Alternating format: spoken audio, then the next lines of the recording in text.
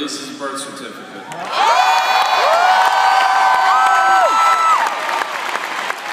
Sort of. Okay. Out of a personal concern for the future of America, he even considered running for president. When he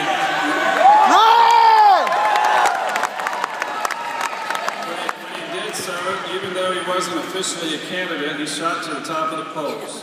He's gained a reputation for speaking frankly and courageously about the way in which our government has systematically attacked the free enterprise system while simultaneously engaging in unprecedented expansion of government. I would like to ask Donald Trump and Liberty's Provost and Senior Vice President for Academic Affairs to join me at the podium.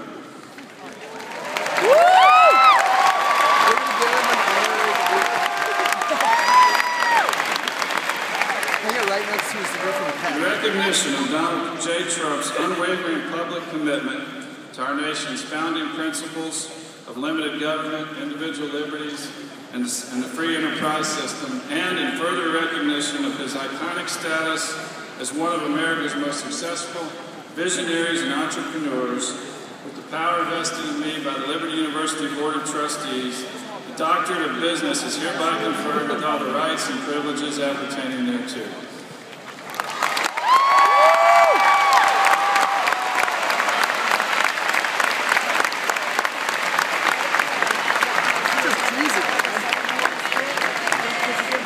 Please welcome to Liberty University for the first time, Dr. Donald Trump.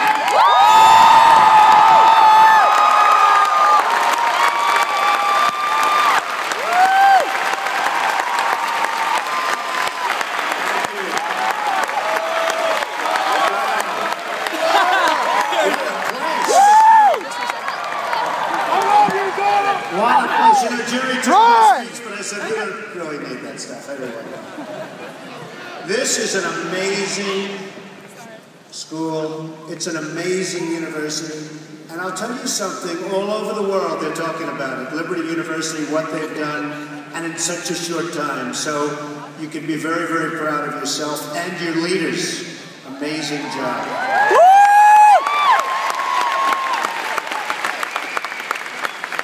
You know, your founder, Jerry Falwell, was a great man. And I was saying before that I met him on a number of occasions. So impressive, so smart, so tough when you had to be tough. But a man with a big, beautiful heart. Tremendous heart. And I have to tell you that Chancellor Jerry Falwell Jr. is an incredible guy. Now, I am in the real estate business. A lot of you don't know this, but for about 20 years, Jerry Falwell Jr. was in Central Virginia as a real estate developer.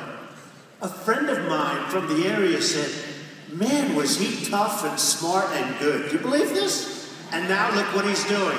So it all sort of works. But he was a tough, smart guy, and I want to just tell you, I'm glad he sort of left the real estate business because Trump would be a distant number 2, I can tell you that. It's true.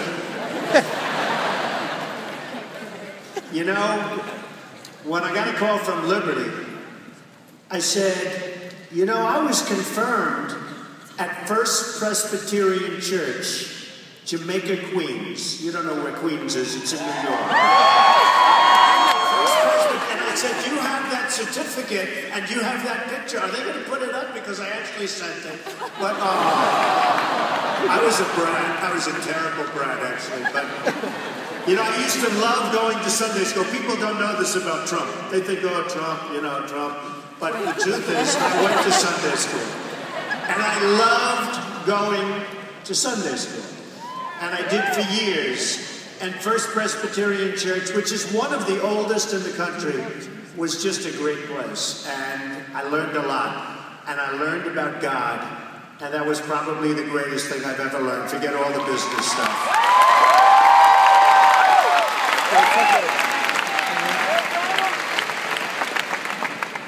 When I was asked to speak, I said, do you want me to speak? You know, these are, in many cases, young people that are going and they want to conquer the world and do well. Or do you want me to talk politics? And they said, well, maybe you talk about success, but you could mention a little bit about politics. Well, let's start by saying that our country is in serious trouble.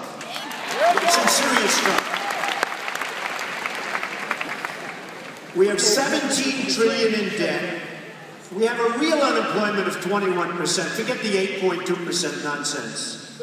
The real number is 21%. You know, the numbers are such that you can't read them anymore. When you're looking for a job and then you give up, they take you off the unemployed, and your number doesn't show up. So we're anywhere from 16 to 21%. The world is laughing at us. We're like a bunch of patsies. China is taking advantage of us like nobody has ever done before. China, I sold an apartment recently for $53 million in a building in New York. And a great building. All my buildings are good. To a Chinese gentleman who, in all fairness, I'm not knocking Chinese leadership. If you can get away with it, get away with it. But he said, how do we get away with this? He actually is asking me, how do we get away with it? Our leaders don't get it. Let me give you a little example. The Olympics. We wanted to get the Olympics in Chicago.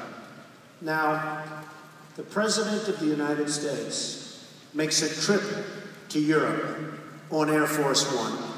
The trip must have cost probably $10 million if you knew what these planes cost, with all the security. He goes there to make the case that the Olympics should come to the United States. This is called amateur hour. And he leaves.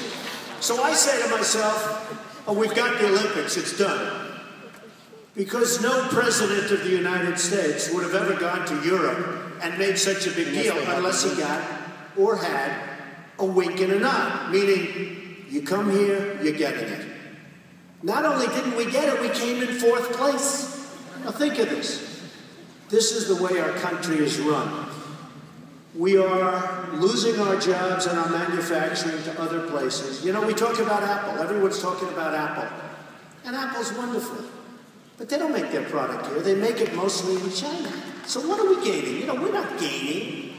They make the product. Why can't we make computers? Why can't we make cell phones? Why can't we make the iPhone in this country? We should be doing it here.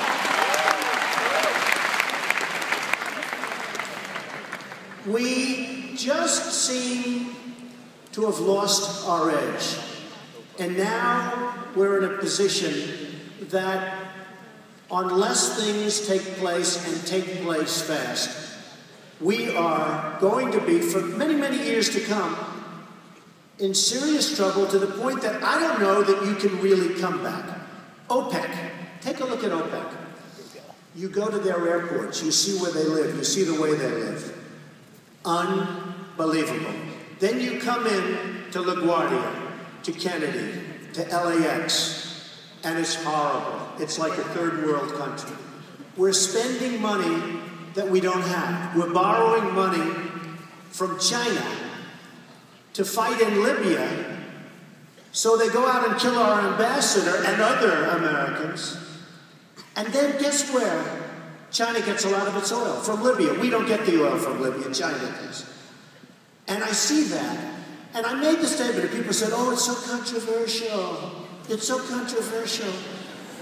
We get called by the Libyans. They were being routed, if you remember. They were being routed by Gaddafi. It was over. So the rebels, you know, like Gone with the Wind, the nice romantic term, rebels. Most of them came from Iran, and they were fighting us in Iraq.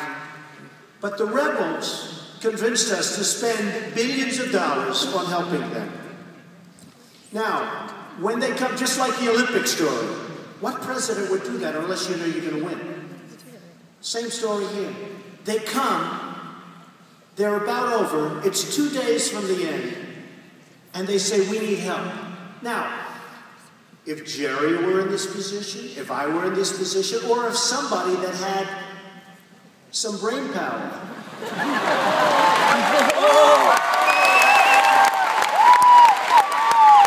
We're in the position. And And some people disagree with this, and I don't know, maybe you people will disagree. I would have said very simply, we will help you, but we want 50% of your oil. And they would have said, absolutely. And the only reason I wouldn't have asked for 75% is because I want to be a nice person, okay? And they would have said, absolutely. Now if you said it, horrible. Same thing in Iraq. We go into Iraq. You know what? Iran, in order to get to Syria, is flying their planes directly over Iraq because it's a much shorter trip. So Iraq has the second largest oil reserves in the world. We go into Iraq. We spend $1.5 trillion. They hate us, and we get nothing. You know, in the old days, when you had a war, it was to the victor belong the spoils. Today, we get nothing. We go into a war, we decimate a country, and then we come out, and what do? It's horrible. The way this country is being run is horrible. We have such unbelievable potential, such incredible. Now, we could have said at a certain point during the Iraqi war, well, listen, we're going to stay, we're going to help you out a little further, but we want a lot of your oil. We want to pay, at least give us back $1.5 trillion, which sounds like a lot of money. It's peanuts. They have $9 trillion worth of oil. Give us our money back. So it's now the opposite. I heard the other day where an Iraqi